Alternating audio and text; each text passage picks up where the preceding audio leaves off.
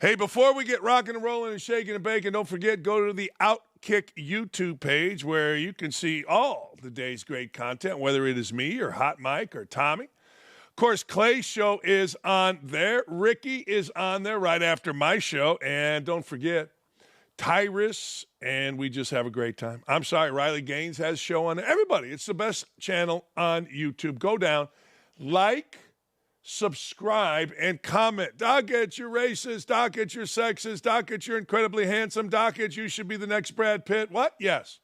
That's how it goes. Ryan Clark of ESPN. See, I've told you this before about ESPNers. They start out, oh, man, I'm just happy to be here. I'm going to work real hard. And then it hits them. Then they're walking through an airport, and not a soul would ever know who Ryan Clark is, except now he's on ESPN, and they do. And they start to believe their own bullshit. They start to believe they're more famous, more popular than they actually are. And then we got to listen to them. It's like a team, Maryland, that hires Buzz Williams. You got to listen to him. And who in the hell wants to listen to Ryan Clark? He's now acting as the comedy police. Listen to that. He's acting as a comedy police, taking issues with a joke performed by hit comedian Andrew Schulz, claiming the joke about black women can perpetuate stereotypes and give the audience permission to harbor negative views of certain types of people when he makes insensitive jokes. Look, if somebody's going to get influenced by an Andrew Schulz joke to think about how they feel about black women, white women, green women, purple women, then they're idiots. Why are you catering to idiots? Man, and why do we got to listen to Andrew Clark? On Flagrant last summer, Schultz got heat for an over-the-top description of black girlfriends in which he riffed on the idea of Meghan Markle cleaning up the British royal family and describing his black girlfriend's effect, the black girlfriend effect, as women stressing their boyfriends out and slapping them. Clark responded to the segment on The Pivot, claiming Schultz was racist. Yeah, everybody's racist, according to Ryan Clark. I had an African-American friend of mine tell me, true story, that Tyrese Halliburton needed a 38 and post road girlfriend instead of that little white girlfriend he's dating. Seriously, that's what people said. That's what my friend Reggie said. Man, he needs to go 38 and post. I don't know what that meant. And he explained it, and I started laughing. Needs someone that's going to be tough on him, not someone that's going to kiss his ass. That's not a stereotype. That's probably true. I don't know. That's what Reggie told me. Anyway, 38th and post apparently would be racist. Everything would be racist, according to Ryan Clark. Here he is. You're like, I have a lot of black women that are in my life that are going, hey, you need to address this, you need to understand this, and you need to protect us. And I was like, okay, I get that. It's like more of a protective instinct. And I was like, okay, I understand where that's coming from. And like, I think that's noble. Like, I'm fine with that. And like, people are allowed to react however they want to jokes. I think that's like a misconception with comedians that like, you have to like our jokes. Like, I didn't even think the joke was that good.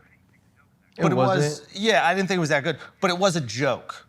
And the intention was to make people laugh. And I think the issue I had with what you said was that like, I felt it was framed as if like, I was unaware of these things that you were saying. You were like, I want to tell you what like black women. The other piece of it too, Andrew, is that white women haven't been under attack in this country for their entire existence, right? Yeah, and so it wasn't about the nobility of it for me, right? It was about that in this platform where I have a space, where I have a voice, this is something that has been said. This is something that is being circulated. And if the two black men that were sitting across from you would have addressed it a different way, even if they would have maybe laughed and it felt like a joke, right? It was an uncomfortable situation where what you said was neither refuted or agreed to, and it wasn't presented as a joke. And in the same space where I feel like if you're sitting on Flagrant... You don't think I presented it as a joke? It didn't feel like a joke. Oh. Right? Like anything you do in stand-up, when you are doing stand-up, like I watched your stand-up, I enjoyed it, and I was like, okay, like this is funny. And when you're talking about the Latina nurse and all those things, I was like, I get it, right? Because in jokes, whether we go back to Wanda or Shanae, right, we're gonna do the extreme of the stereotype. right? I get that. Yeah. In that conversation, and all jokes, and you know this, like you've been punched in the face on stage before, right? Yeah. All jokes are really as funny as the people who comprehend them and digest them. I would. So, Jesus. So these two are talking about what's the outcome? I'm an outcome guy. What's the outcome? Well, okay, you're going to have this in-depth conversation about a freaking joke. Hey, man, people get sensitive about it. I get made fun of all the time. I do. I get made fun of all the time. But where I'm from gets made fun of all the time. I don't lose my mind over everything. All right, here we go. There's more. Here's the exchange. Let's talk more. Let's go. We have sensitivities to certain things. You know what I mean? Like my dad has dementia. When I hear jokes about that, I probably think about my dad, and it's probably maybe a little less funny to me than somebody who doesn't have any connection to it. And there might be moments where it's like way funnier. You know, there's all these different things. So what I don't want to do is start going like, you have to have lived that exact experience in order to talk on it. Because I don't think that's fair. I don't think it's good for comedy. Yeah, I don't think it's good for comedy. I mean, it's not good in life, right? Because I haven't actually lived the black woman experience, right? Yeah, that's a good point, You know, too. yeah. So I wasn't trying to tell you that in any way. I think the thing that's true about what you said is, you know, you talk about intent impact. I talk to my kids about it all the time. I do know in it, my intent was, I had no intention on protecting your ability to joke. I had no intention on making sure everyone knew it was a joke. I had no intention on telling people or showing people that I enjoy all comedy. I do think it's extremely fair for you to talk about black women. I do. Yeah. Because, I mean, how many jokes do we make about white women, or how many jokes do, like that is part of comedy. And keep making them. And it was the, it's funny, right, it's great like, that we all do raw and delirious. Those are all my Amazing. favorite, Like, right? And so I do understand that just in this case, like you said, the intent and impact, it felt differently. Yeah. That was why I addressed it. Well, here's Schulz calling out Clark for having domestic abusers of black women on his show. Probably get better at that. But like my initial reaction is going, like I'll tell you what you want to know what my initial reaction is, which I think is kind of unfair, but my initial reaction was when I saw you guys talking about it, and I was like, okay, he wants to protect black women, and this is very important. And then I looked on every one of the episodes that you had to see if there was any guys on here that beat up black women. Mm-hmm. And there were. And I looked to see if you guys addressed it on the pod, and you didn't. Okay. Now, I also saw you guys had the episode with DeAndre's mom talking about domestic violence. So I was like, okay, this is good and this is powerful, this is important. But my knee-jerk reaction was, man, I get a whole section that's not even part of an episode. Mm-hmm. And these guys who we know have actually, like, for like a joke, and these guys who have actually like hurt black women and convicted, not allegations, because I don't go off of allegations, I go off of conviction. Everybody can get an allegation, it means nothing.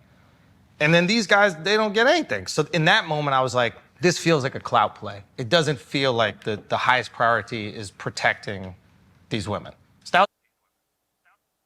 Oh, he's 100% right. Of course it is. Well, of course it is. I mean, I've never heard one guy, not one single guy. Now, well, let me just use Ryan Clark. I've never heard Ryan Clark one time, not one time, talk to a guy, African-American, white, whatever, that abused women when he has them on the show. Never heard him talk one time about that. Andrew Schulz is right. Look, this is much ado about nothing. This is a clout play. Of course this is a clout play. Because what's the end game? Guy made a joke. Who cares? I mean, really, who cares? I understand I have to tread lightly as a middle-aged white dude. I got it. I understand. But damn, who really cares? I mean, that's all it is. Ryan Clark has guys that have abused women on his show and doesn't talk about it. Black women. If that's the biggest thing in Ryan Clark's life, then when he has them on his show, he should talk about, or he should not have them on his show. But I'm not here to police anything. I'm just here to comment on it. You know, as the great Rodney King said, can't we just all get along? There's going to be jokes made that you don't like. So what? There's going to be jokes made that you like. Great. When the doctor slapped you on the ass and you started crying for the first time as a baby, he didn't say everything in your life is going to be peaches and cream. Everything's going to be great. Oh, it's going to be awesome. No, he basically gave you what the rest of your life is going to be. Crying, pain, suffering, with great parts, fantastic parts. But that's all that was from Ryan Clark. You know, and everybody wants to put in, well, I like Raw. I like Dave Chappelle. Oh, shut up. Everybody makes fun of everybody in the world of comedy. Don't listen if you don't like it, but you ain't going to change it, nor should you change it. Why? Because you talk on ESPN? Get out of here with that. Woke gas bag, LA Times writer Dylan Hernandez is demanding that the LA Dodgers decline their invite to the White House, despite the fact, of course, that they've already accepted the invitation. He doesn't want them to celebrate the World Series championship. You know, with President Trump, you might as well just celebrate this year's too. Just make it a 2-for-1 pack.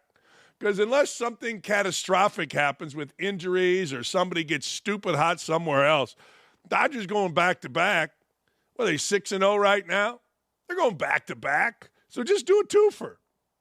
The franchise of Jackie Robinson bending the knee to hateful forces similar to the ones that challenged when breaking the color barrier. Really? Huh. That's fine. I mean, look, it's well documented that when in doubt with Donald Trump, go to that he's a racist. It's well documented. Fine. I mean, it's like I say to my children, Dylan Hernandez, you don't like it, go right over there. Now, go over there and complain. Hey, you got it, man. You know, I get it. Stereotypes. We just listened to Ryan Clark not want stereotypes. Well, here's Dylan Hernandez stereotyping Donald Trump as an anti-black president, as somebody not worthy of a team of Jackie Robinson's lineage to go visit the White House. What a stereotype that is. Everything's for clout. The Dodgers have accepted an invitation from President Trump to visit the White House April 7th. The franchise of Jackie Robinson bending the knee to hateful forces. Really? What's been so hateful about Donald Trump? Getting rid of criminals just like Obama did. Cutting waste just like Obama did. And I use Obama for obvious reasons. I mean, tell me why. I mean, no, everybody says these racist things, but nobody ever has any evidence other than back maybe in the 80s or 70s, he was an idiot about housing. But nobody ever has, like, okay, what in this administration or in his previous administration did he do that's so racist? Honest to God, even Dylan Hernandez would have some peccadillos, as they say, in his background that I'm sure he doesn't want the world to know. We all do. Who cares? But honest to God, all I ever hear is hateful, racist, Nazi. We all hear. Hateful forces similar to the ones they challenged when breaking the sports color barrier. How pathetic, how spineless, more than anything, how hypocritical. That's fine. Hey, Dylan Hernandez has the right and the job to write whatever he wants. But nobody ever says what has Trump done in this president? Let's just take this presidency. What has he done that's so racist? Get rid of illegal immigrants? Get rid of people that broke the law? If that's racist, then hey, I don't know what to tell you. What? What did he do in the last presidency that was so heinous? What has he done in the last 10 centuries? I don't know. Not 10 centuries. You get what I'm saying. What's he done in the last couple decades? I don't know. You tell me. These guys all have these. He's a racist. I'm going golfing this weekend with a guy that a couple of years ago we were playing. He ended it, hey, Dan, tell Trump to go F himself. So last year I saw him. I said, yeah, that's what I told him. I told him that, you know, some councilman in Northwest Indiana apparently wants a vegetable in office. And I told Donald Trump that he should go F himself because you said it. He just started laughing. You got to make fun of this stuff. Damn. Hernandez wanted the Dodgers to celebrate the hateful force of the Sisters of the Perpetual Indulgence, who fundraise based on the hateful mockery of Catholicism. That ceremony was political, of course, but it was a specific choice the Dodgers made. They made that choice outside of any nationwide sports tradition like going to the White House. This is something we discussed with all the players, all of whom wanted to go. Remember, everyone in here grew up wanting to be a world champ and all the things that come with it. That's right. And it comes with a visit, a champagne toast, silliness in the locker room, parade, rings, and invitation to the White House. It's what they all want. They all come to associate with being a world champ. Everyone wanted to go, and so did we. Some little writer doesn't want him to go. Good. Great. Again, clout. That's all anybody is looking for. Ryan Clark, clout. I want clout. I want people look at me, discuss me, talk about me. Hernandez never offers examples of how Trump is exhibiting this type of hate towards the black community that Jackie Robinson experienced. He doesn't explain that Biden and Obama caused extreme amounts of damage and harm to the country with their extremist policies, but he doesn't need to. That's right. Because his unearned sense of moral superiority and nonsensical viewpoint doesn't require justification. That's exactly right. You don't have to. All you've got to do in this day and age is say the word Nazi. You're a Nazi. He's Hitler. You followers are Nazi. Empathy. That's what my one buddy did when I made fun of in a group chat, Biden losing with a picture of him saying, "Is it over?" Anyway, empathy. That's what we're supposed to have. These guys are full of shit. They're totally full of shit. And bad, awful for the Los Angeles Times, ridiculous for the Los Angeles Times, which is a reputable newspaper going back decades and decades. Hell, I first heard of the Times in the 70s when Patty Hearst, I believe Patty Hearst's father was the owner of the Times at the time, got involved with the ALO or CLO Liberation Army. What are you doing, LA Times? Fire this clown. Get rid of this guy. Get somebody in there that's honest. You got a problem? Fine. Put down specifically what this president has done during his time in office. Don't go back to some stuff that somebody said about somebody, then somebody did something and sued somebody. Oh, stop it. We just saw it. Anybody can be sued for anybody. Anybody can be accused of anything. Back it up. That's what newspapers are supposed to do. That's what newspapers were built on. Back it up. They can't.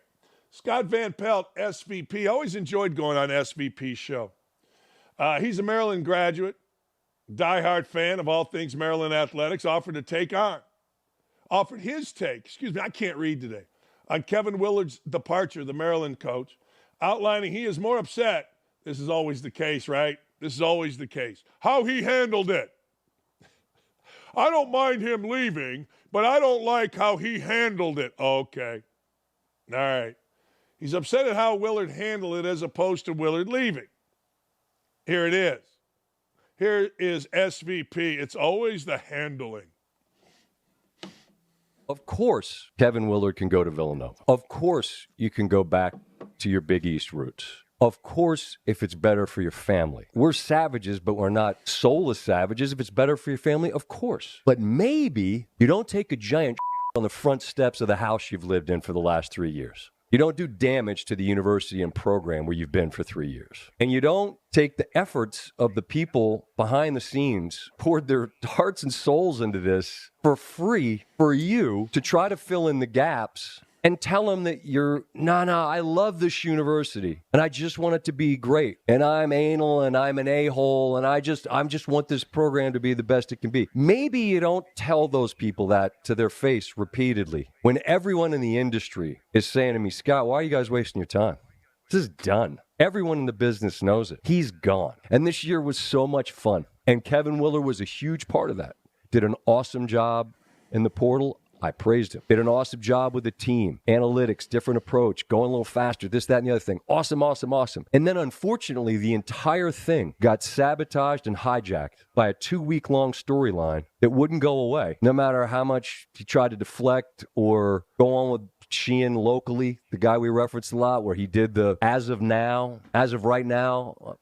Kevin did a great job asking very pointed questions. If you get everything you want. If Maryland gives you everything you want, of course. And that's the part that's really, really hard to not allow to bother me because I know the people involved and because I was very vocal in saying I agreed with him that he should get those things. He was not wrong. But what really troubles me is asking good and decent people that busted their ass on your behalf to jump through hoops to give you the things you say you want, knowing full well nothing they give you, A, B, C, and D, ain't going to be enough because you're gone. Why don't people like Van Pelt and others have the same energy for players? You know, players have coaches busting their ass. Players have managers working for free, shooting with them, rebounding for them, running them errands. Players say all the time, oh, this is my home. I love it here. And then they're gone. Nobody ever has the same energy for players. Nobody ever does. Like these poor players, right? I mean, Kevin Willard is a schmuck. Kevin Willard somehow, some way became a guy that people gave a rat's ass about. I don't understand it, but they did. But nobody has the same energy for players when they just, boom. Well, these are good people. 90% of assistant coaches are great dudes, busting their ass for less than what the players are making. And the players will tell them, yeah, man, I love this university. Boom, 100,000 more, I'm gone. Nobody has the same energy for that. We're all supposed to be the same. We'll talk to Jay about it. But I'm with him on Willard. I think he's absolutely right on Willard. I think he's 100% right on Willard. But I also think we don't have the same energy for players. What, are we scared, 18 to 23-year-olds? I also wonder if SVP would have the same energy for a guy that wasn't middle-aged white guy. I always wonder that about people now. That's not my fault. That's y'all's fault. I always wonder. It's easy to pick on Kevin Willard. It is. It's easy, man. I mean, it is so easy. But we don't have the same energy for everybody, particularly players. No, it's curious to me. It's not curious to me. I know why. I mean, hell, people are afraid to criticize players. For some reason, people want 18 to 23-year-olds who really haven't done shit to get TV contracts or anything else. I mean, people are going out every day to raise money for 18 to 23-year-olds on college campuses. That's how you get NIL money. You don't sit on your ass and someone takes a dump and you get $100,000 to pay a kid. People that aren't paid for this are going out and raising money for student athletes. You pay this kid. You paid this kid, Renault, $750,000. And I get it. Maybe this is a bad example because the coaching changed. What happens to the people that donated that $750,000? This dude gone. Get them all contracts and let's get over with it. SVP on the state of college basketball.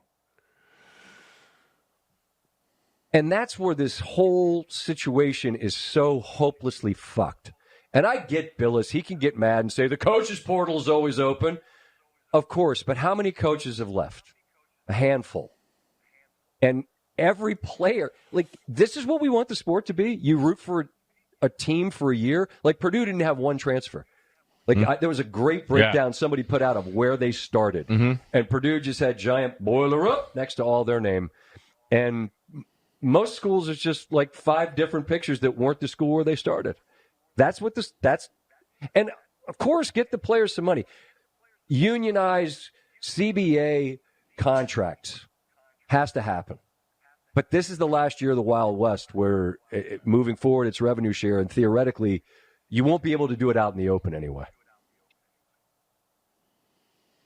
Yeah, I mean, look, I'm with Jay. I am with Jay, and I'll talk to Jay here in a minute. I don't disagree with Jay. I mean, hey, coaches are moving around, but they got buyouts. I don't think anybody cares even a little bit about tampering anymore. I don't. I mean, people talk about it, but I don't think anybody cares. I don't think anybody really cares. What I care about, and I say this to anybody, anytime, and I'll take whatever shots, I care about the sport. I think the sport's great right now. I do. I think this Final Four is awesome. I'm not the guy that wants to watch San Diego State, although I like Brian Dutcher, excuse me. I love the story. I did. I absolutely loved the story of Dusty May and Florida Atlantic. I didn't want to see Texas Tech in the Final Four. I wouldn't watch. I'd probably watch if but I think the sport's great. But I also think you got to protect it. If we care about mid-majors, then fine. Do something about it. But at this rate, it ain't happening. I got no problem with – personally, I got no problem, and I said this when Indiana took Darren DeFries from West Virginia and people bitched about Indiana tampering, which they did. Good. It's open season on everybody, and I am for it. Good. Great. Tamper your ass off. You want a player? Tamper your ass off. I don't care because my fat ass is going to sit and watch, and I got the best 4 teams in the country playing. Stephen A. Smith is a major critic of Zion Williamson after the news emerged that the Pelicans were shutting down Williamson, man, for the remainder of the season.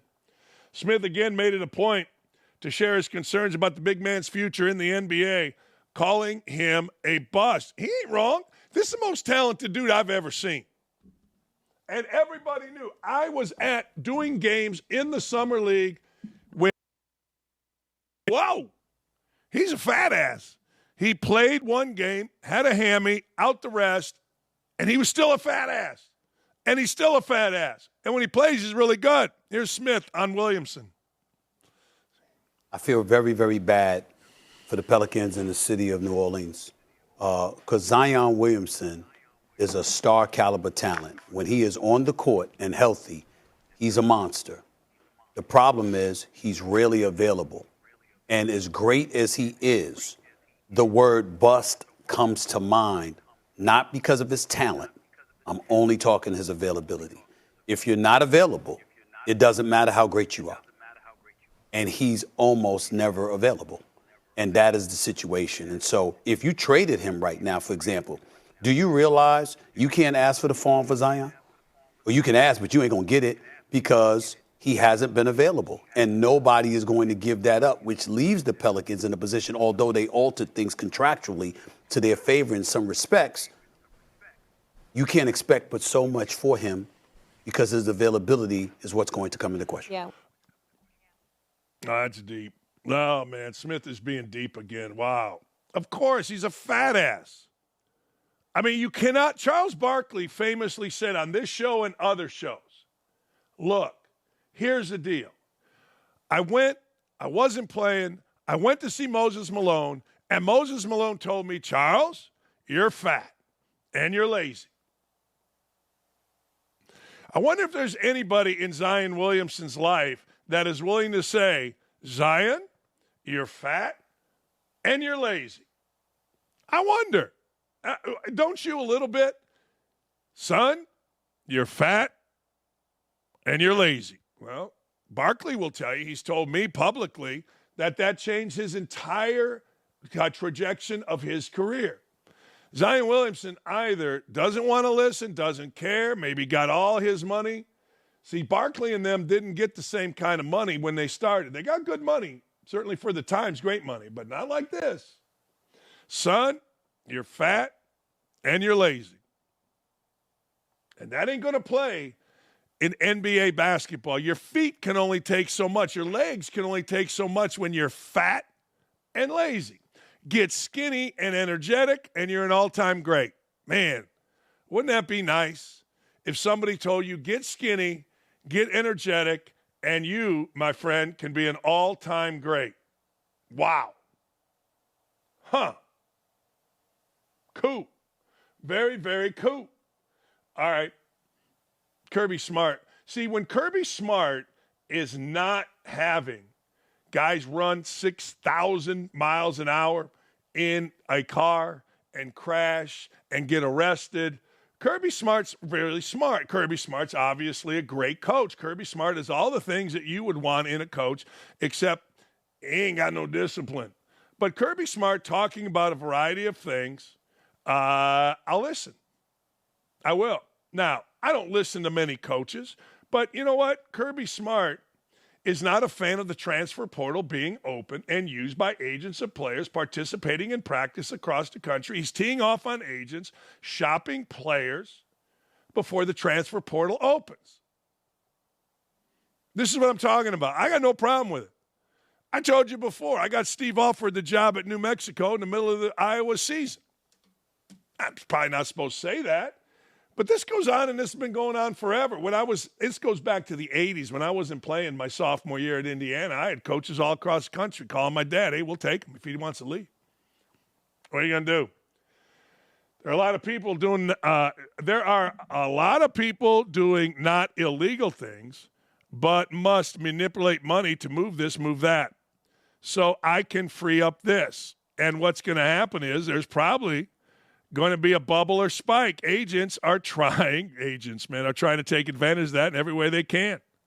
They want to get all they can for their client. I don't know if the kids win in this current model that we have. If they win long-term, when we have to cut sports and cut other things, are the kids going to be the winners in this? I don't know. College sports have been around a long time, given many opportunities. But by all means, I want these kids to make money. But what's going on right now is not good for anybody. I'm going to go with, I don't know what Billis's take or anybody's take is on this. Prove to me that it's not good for anybody. Is it not good for the kids to have all this money? Everybody tells me kids are going to be broke. Everyone tells me you shouldn't put money in kids' pockets. Prove that to me. I don't know. I don't know if kids win in this current model. They win long-term, when we have to cut sports, that's my issue. That's my biggest issue right there. Will you have to eventually cut opportunities because these guys are getting paid? Now, that is a question that I would like answered. I would really like that answer. I would. I think that answer would be interesting to me, and that's the answer down the road. That's the answer that we are going to have to look at. We're going to have to look at, not me, I could care. Look, I want to sit my fat ass down and I want to watch great games, and I'm not trying to change the world. I tried to change the world when I was a coach. I stood up for the right thing. Great. That and a nickel got me a nickel. I remember Urban Meyer telling me when I was the head coach at Indiana, he goes, you're going to do the right thing. You're going to kick these guys off, and you're going to make them go to class, and they're going to hire someone else, and you're going to stand in the middle of Assembly Hall going, but I did the right thing. That's exactly what happened. That's exactly. When I was in Indiana in 2008 as the interim coach, if I had to do it over again, I wouldn't care what anybody did. I wouldn't care about going to class. I wouldn't make them run for being late. I wouldn't do nothing. I'd just say, go win games, guys. And then I'd have kicked them all off. No, doing the right thing in college sports, I say it all the time on this show. Cheating wins in college sports. Cheaters prosper in college sports. Period. That's it. Don't at me. No, don't at me. All right, let me go back to something else real quick. If you're going to pay players, if you're going to tell me we're going to pay players and everybody's going to be happy with it, I think my biggest thing, and this doesn't mean anything, is agents. Kirby Smart mentions agents. People are telling me agents are taking 20%. Actually, people are telling me that agents would rather work with college kids in NBA contracts because NBA, you're getting 2 or 3%. Now, I don't know whether that's true or not, but I do know that's what college coaches are telling me. Think about that, 20% of a college kid's money. Now, you got 35% going to taxes. Better be careful. Just be careful, folk. Will they ever stop? A California Democrat assembly member, listen to this. Rick Chavez Burr, compared a proposed Save Girls sports law to, guess, wait for it, hold it, Nazi Germany. And the woke California state legislatures failed to pass 2 separate bills aimed at protecting girls' sports from trans inclusion. Nazis, you're all Nazis. Let's hear about it. Here it is. And, the thing I just want to say is this is really reminiscent to me of what happened in Nazi Germany in the 1930s. We are moving towards autocracy in this country. In Nazi Germany, transgender people were persecuted, barred from public life. Mr. Gonzalez. I appreciate my colleagues' comments, but if we could stick to the point. This is about this. This is about this bill. They were Mr. barred Seberg. from public life. They were detransitioned. They were imprisoned and killed in concentration camps. And the way that it started was the same kinds of things that are happening in this country by the Trump administration, taking rights away, trying to erase the existence. And I think the thing that I would Here's a female athlete firing back at this guy. Why do you not care about the rights of girls? Why do you not care about our safety? And why won't you protect us? AB 89 does not ban anyone from sports. It's simple. Everyone gets to play sports on the team that aligns with your sex. Girls losing roster spots to boys isn't inclusive, it's invasive. Letting males take championship spots isn't progress, it's regressive. And forcing girls to include boys on their teams isn't compassionate, it's coercive. It's so ridiculous. Nazi Germany, it's like you get together. I've said this before. The Democrats get together. They send out talking points. Remember the weird? Remember J.D. Vance's weird? And then they brought out Tim. Tampon Tim was out there with his Nazi Germany salutes and everything else. When Tampon Tim showed up, people went, wait a second, you're gaslighting us and they're gaslighting here. No one's saying you can't play. Not a soul is saying you can't play. Nobody. All they're saying is, hey, can't play against women. You're a dude, play against dude. You're a chick, play against chicks. I think if you're a dude trying to be a chick or a chick trying to be a dude, you go play against men. I make things simple in this world. I do every day. I am a simple man with simple things, and the simple answer is simply this. Go play with the men. That's all. That ain't hard. But this is ongoing. Isn't it amazing, though? They think still that they're going to scare us with this Nazi stuff. They think that that's supposed to be the end. Oh, my God. It used to be you didn't want to be called certain names. Nobody wanted to be called a Nazi. No one wanted to be seen as racist. Now it's like, they must have got a memo or something that says spread everybody's racist. They must have got a memo that said, everybody, call everybody a Nazi. Call everybody Hitler. Call it, whatever. It doesn't even matter anymore. It doesn't even matter even a little bit.